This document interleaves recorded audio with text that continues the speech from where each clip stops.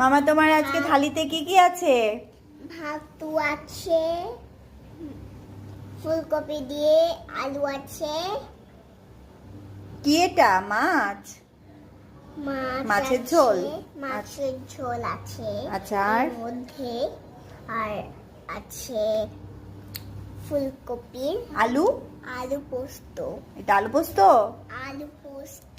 হ্যাঁ। আর হলো ডাল আর দই। হ্যাঁ, সঙ্গে আছে? সঙ্গে আছে দই আর ভাতু। আরে খাও একবার। তুমি খাও, তুমি খাও, তুমি একবার। খাও খাও দেখি। খেয়ে কি এটা? ধনেপাতা? হুম।